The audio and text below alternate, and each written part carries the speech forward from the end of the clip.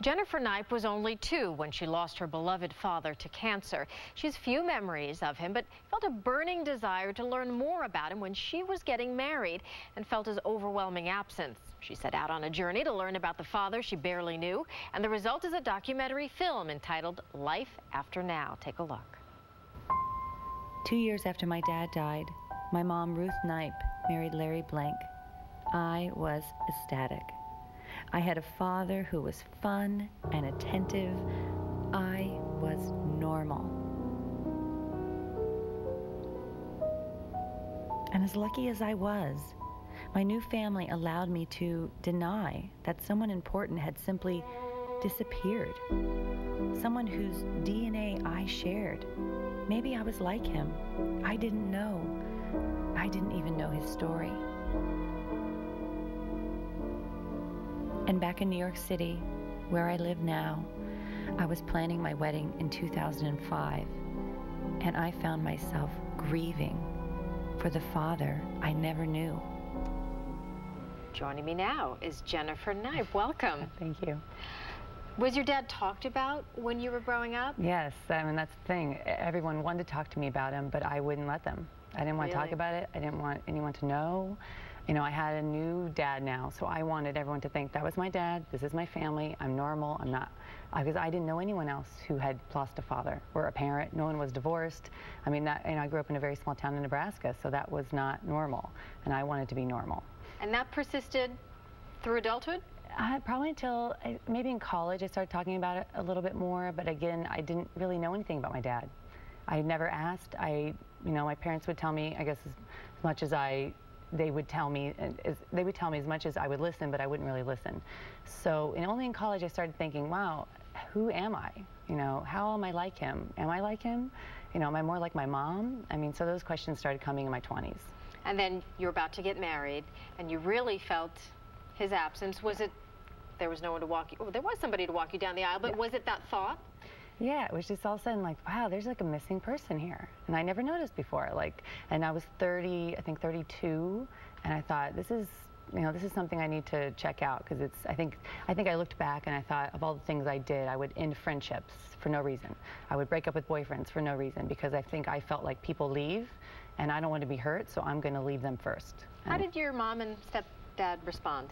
They were amazing. I was so worried. It was funny, I was so worried about my stepfather, how he would react, and actually I kind of needed to worry about my mom a little bit more. I think it was a little more difficult for her, but at the same time, I spent so much time with her, and I think she got to tell me everything she wanted me to know about my dad and my family. I got so close with my extended family, and I think my stepfather he's so secure in who he is, and he knows I love him, and he's been the greatest father role figure that I could imagine. And I think they were, you know, I think they were glad I did it. I think they still are glad. What'd you find out? Well, I found out I'm very much like my father. Okay. Like nature versus nurture. I think there's a little bit of both, but I think I'm extremely so much like my father. I found that I have just the strongest family. I mean, they're so amazing, and I did miss. I mean, I do still wish that I still wish I had him in my life, but he's not here, so I have to, you know, we have to revive his memory as much as we can as family members. And the best thing is that I would not have had a child if I hadn't done my documentary. Why do you say that? I didn't want kids. Really? No. And this made you want kids? Yeah, I thought I'm his only daughter, and he loved me so much, and I just saw that through the documentary and through people, you know, saying, I'm like, but I was only 2, how did he know me? And people said, no, he loved you so much. And now that I have a 2-year-old, I guess I can understand where he was coming from more. Was it hard to get people to tell you bad things about your dad? People generally want to remember all the best about those who parted. I wanted to know everything. Yeah. Everything. Did you have to get people to tell you that, or were people very forthcoming about the full picture of a person? I think they were very forthcoming. I mean, he was only 23 when he died, so he didn't have a lot of time to really do things that were bad. But, right. But he was, for instance, he liked to fight. He would, like, you know, he was a young kid in Kansas, and he would get drunk and fight. Mm-hmm. Okay, that's, to me, I think, okay, maybe that's not the best thing to know about him, but that was part of it. That's part of it, right? Yeah. The true picture of a person. I think we have another clip. Let's take a look. It would hurt your mother because you didn't want to talk about your dad. I'm thinking your mother probably was so worried that something might happen to her before she could really pass all that on. Seems like you learned a little bit about yourself along the way. Yeah. What were some of the surprises there? I guess I don't understand why I didn't. I mean, I do understand why I didn't want to know about him, just because I wanted to be normal. But at the same time, I also guess I look back on things I did, like I said, breaking up with boyfriends and just ending friendships, and I felt bad about those things. But now I understand them. I understand where it comes from, and I've actually, not boyfriends necessarily, but friends that I had cut ties with, I've since mended. I mean, I understand it more, so I can explain it and apologize and not do those things anymore, you know. And I guess the main thing I have to say is that I tell people how I feel about them in the moment. I don't wait, you know, there may not be tomorrow, so I tell all my friends, I tell my husband, I tell my daughter, I tell my family. You know, I want to be in the moment and experience it. All right. Now, you talked about your father and how much he loved you, and that you were one of his biggest concerns in life. And I think we have another clip to show on that front. Picked up something, and he was talking real softly, and Wayne said to him, he said, "Mike," he said, "what are you doing?" He said, "I'm talking to Jennifer." He said, "Jennifer's going to be okay." He said, "Everything's going to be fine." And Wayne said that was his last coherent time. He told me that the night after they got home. And I've thought of that so many times, because you probably didn't know that, but he said then Mike just kind of drifted away. He was ready to let go. Boy, do you wish you could tell him, yeah, everything really did turn out okay. Yeah. What would you tell him if you could today?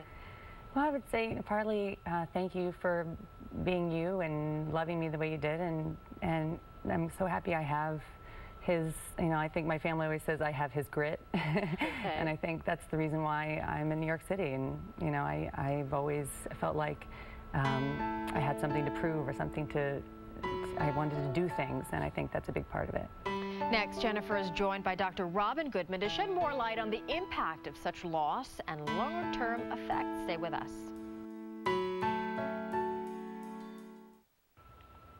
A caring hand, the Billy Esposito Foundation was founded after 9/11 to provide children, teens, and families who have experienced the death of someone special with a caring place to go for help, hope, and healing. I'm joined again by Jennifer Knipe, who serves on its board, and Dr. Robin Goodman, Executive Director and Program Director. Welcome back, and welcome to you. Tell us a little bit about your work. Well, I mean, the idea behind the program is that kids, like if Jennifer was a kid, can really come and be part of a community of people that understand who they are and what they're going through.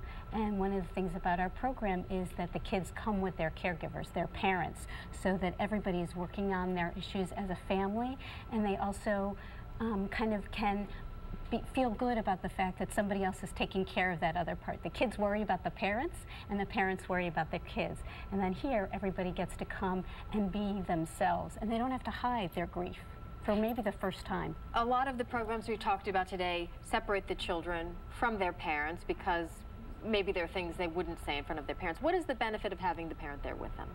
I think it communicates that there's not something wrong with the child. It's not like we're going to go send you someplace and fix the grief. It's that, no, this is a loss for our family. We want to figure out how to be a family again in a new kind of a way. Actually, one time in our program, we do bring the kids and the parents together, and that's when they do their memory boxes so that they can share those memories as a family and see that, in fact, that is a part of their family, those memories that they have from the past. And they're now going to develop new ones now that they have some tools for coping and communicating and looking at what did we get from this experience, the bad things that kind of changed our family in ways that we wish they hadn't, but maybe there are some new things, like being part of this other community and meeting other kids and families. And Jen is a great example of somebody who's been through this and now has come back and volunteer, and she's an example to these kids and these parents that you really can be okay and actually be great.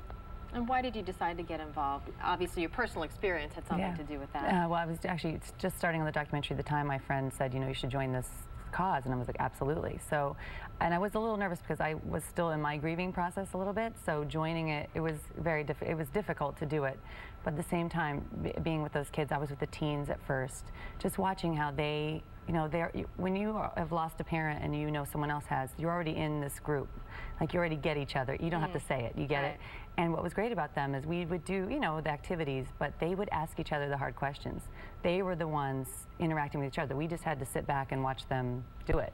And it was just so powerful to me to watch these kids go through what I went through in, you know, 30 years in 8 to 10 weeks. I mean, they're going to grieve forever, but they have the skills to go on with their life, which is really important. We've heard Jennifer talk about the impact on her life, even though it happened at a very young age, before she probably even had memories. So obviously for everyone, no matter how old you are, it makes a difference. And what are some of those effects long term? Well, I think, you know, what we try to do is prevent some of those effects long term. I think, you know, there's always the risk sometimes for, you know, depression or anxiety or worry or fear. And detachment as well. People are fearful to make new connections. Afraid, you know, of that loss, you know, being repeated. I think what we can do, though, is really start at the beginning and help kids and families early on to prevent some of those things so they don't feel alone, so they have a way to manage their feelings. You know, when the person, you know, Susan Esposito, who started the foundation, is a little bit like Jennifer in terms of a role model to say, here's something that had happened and I'm not going to let it take over my life in a negative way. I can do something positive with it. And I can still, you know, sometimes the best noise at the program is the laughter, because I think parents here go, oh my gosh, it's okay that they're laughing. It's okay. They're going to be okay. They will have fun again. And the kids find out that, you know, I don't have to be sad, and it's okay to laugh again and really start to rebuild my life. And that's the thing that we want to do in terms of preventing those, you know, later things from cropping up. It doesn't mean the grief doesn't go on forever, because you're going to miss somebody when you're getting your first car, when you're holding your first child. But it means you have a way of understanding what that is and being prepared for it and coping with it. Do you find that in your work with the program, obviously it's probably the parents' idea to attend, they're generally the decision maker in a family, but do you find that one over the other is a little more receptive to going through this process? They're not put off by it maybe, and more open to healing? Is it tougher to convince a kid that this is good for them? I mean, I think yes, definitely. I mean, I think even in our teen group, there were a couple who did not want to be there. They did not want to be there, and they didn't speak for the first 2 weeks.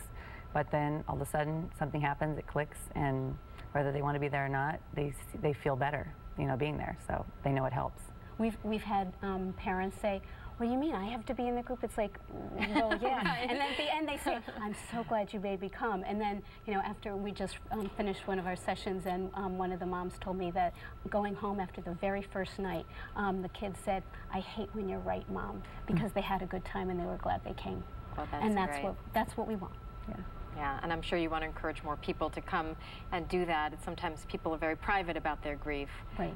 Well, thank you so much, both of you, for joining us. A fascinating story and a great foundation. And congratulations to all of our guests who have done so much to honor their memories of the loved ones today. They shared their personal stories and offered insight into ways to heal. It's important for children to realize they're not alone, and there are many resources available to help them through a difficult time. We're going to have information on all of our guests on myfoxny.com. I'm Ty Hernandez. See you next time for more Street Talk.